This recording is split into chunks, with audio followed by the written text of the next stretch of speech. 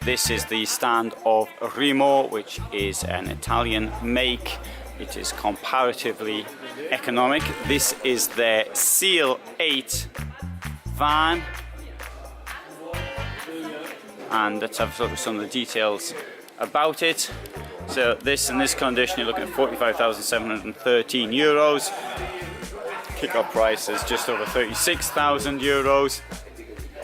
Prices, of course, are a rough guide because VAT rates change, and furthermore, it depends on the options you want. So that's that would sort of take that. That could be all sorts of sums, really. Okay, this garage is pretty big. It's enormous, really. Let's see if I can get you some dimensions, because that's going to be quite curious, I think. Well, I'll give you the garage dimension, 128 by 85 for the door, but okay, 80 litre fridge. It's on a Fiat Ducato 2.3. Let's have a look inside.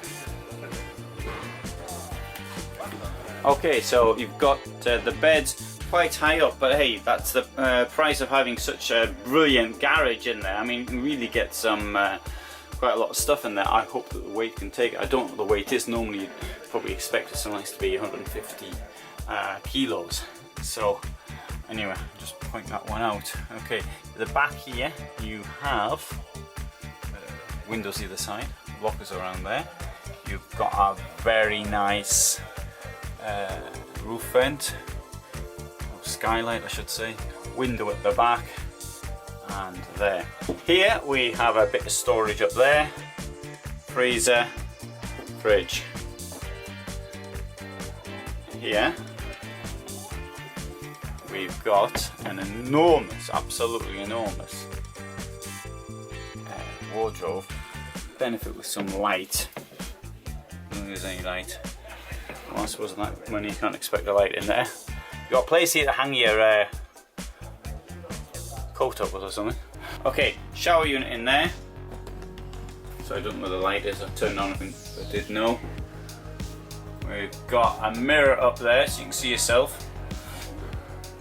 We've got a sink. Got a window right next to the sink, so while you're shaving, people can have a look inside and see what you're doing. And we've got here storage under it as the toilet. It's raised. I don't know why. Ah, I know why. It's because of the so the shower can be needs to be raised. Always seems a bit of a waste of space that to me, but anyway, this is so tall, it doesn't make that much difference. Got the overcab here. Unfortunately, only one window in it. It's on that side. Also got some storage over there as well. Here we have lockers, window, sorry, and chair here as well. Let's have a look at this chair down here, or table I should say. Right, well, I get the impression the table goes down, and I suspect you're going to get an extra bed out of that.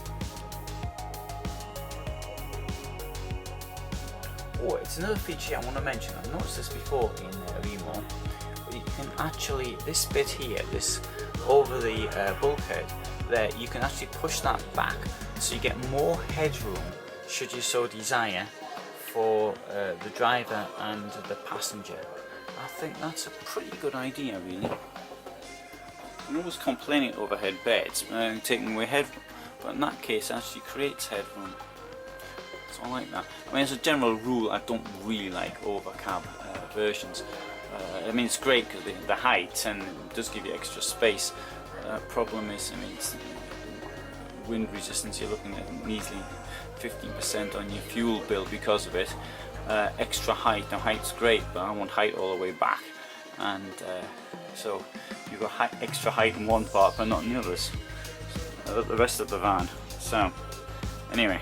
That's my opinion. Good. Let's turn round.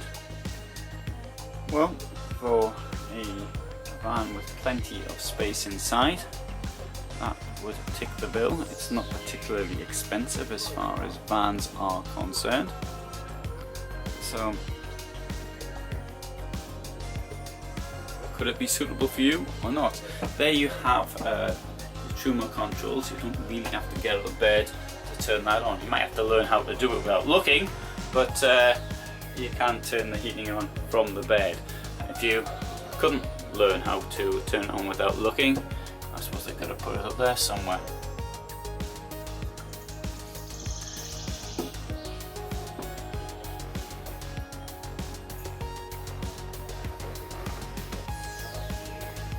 Right, so there you have the